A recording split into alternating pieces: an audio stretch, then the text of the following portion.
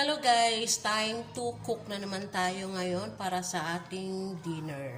Dinner, hindi pala dinner. Lunch pa palang pala guys. Okay.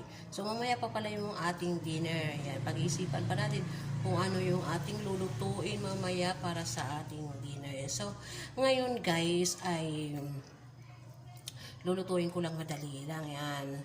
Opo. Yan. So kung kilala niyo si Opo, di ba? Yan, alam niyo naman si Opo ay kapag high blood ka, yan, di ba? Maganda ito sa high blood na kainin. Yan. So ginayat ko na siya, guys. So ito na. Yan. So ito, guys, oh. Yan. Ganito lang kaliliit. At hindi talaga to natin lalagyan talaga ng maraming tubig, di ba? Yan. Nung unang luto ko kasi nito guys, dati, no? Pinaluto ako ng kaibigan ko. Yan, lutuin mo yan, yung Opo na yan, sabi sa akin. Eh, hindi ko naman alam na hindi pala dadamihan ng tubig. So, dinamihan ko ng tubig talaga guys, sardinas. Tapos maraming tubig talaga siya guys. Yun, so parang lumutang yung Opo. Yung pala, hindi naman pala dadamihan ng tubig ito. Kasi nagtutubig naman pala ito. Kaya nga good ito sa mga high blood, diba no? Yan, so ito na guys. And gusto ko siyang haluan guys ng onion grass. Yan, may onion grass ako. At mayroon akong kamatis. Murang kamatis ngayon guys, kaya maraming kamatis. At mayroon akong onion and garlic. Yan, so yan yung ano natin. So, igigisa natin dyan. And then, hindi nawawala yung aking pangsahog yan.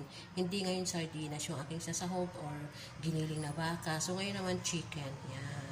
So, ginayat ko na rin yung chicken. So, tara na guys. Dito na tayo sa kawaling mahiwaga. Lagyan na natin siya guys ng oil.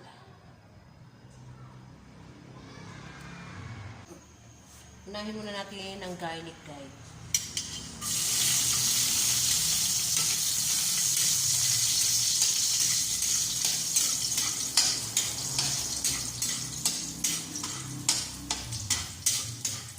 At isunod po natin yung ating onion.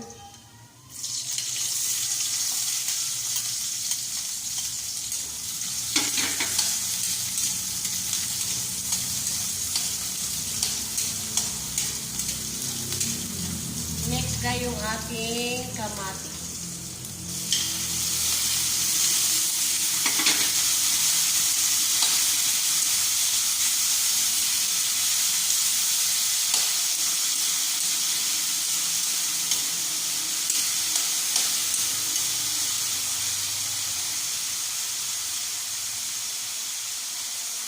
Isunod na po natin yung ating chicken, guys.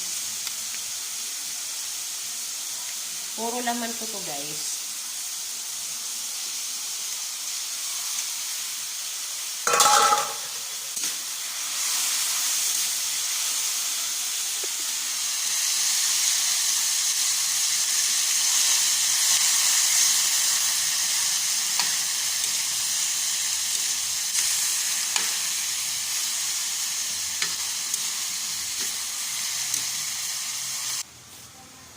Lagyan natin siya ng salt.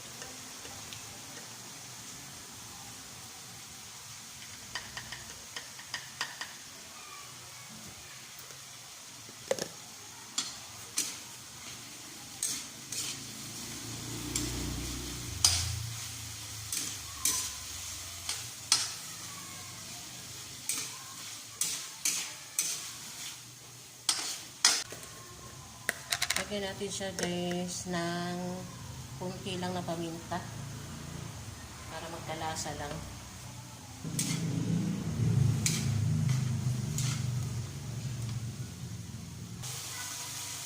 Ilagay na po natin ang upo natin. O diba guys, ang dami.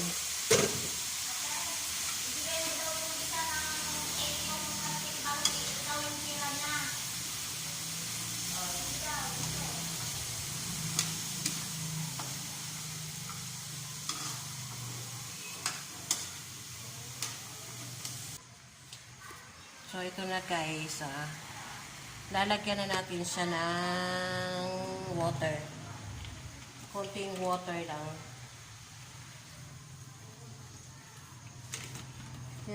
And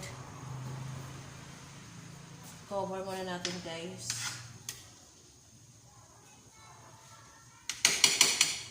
Cover muna natin.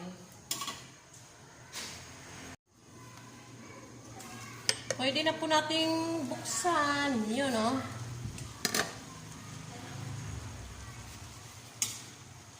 Wait lang po.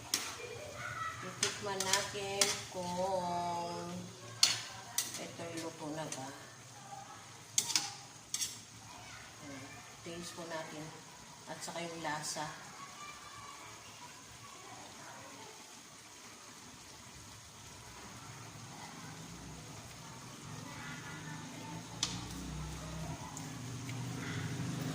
Ang sarap.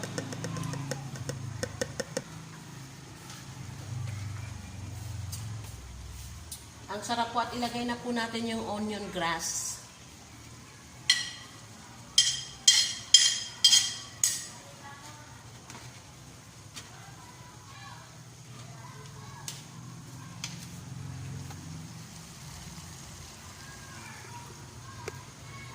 Isusunod po natin yung ating po nakalimutan na sili. Yan, sili po na green.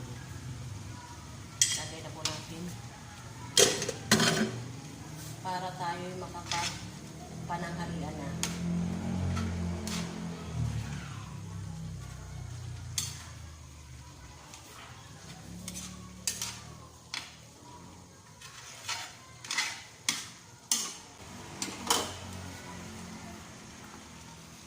Luto na po yung aking ulam, yung ating ulam ngayon. Yan, so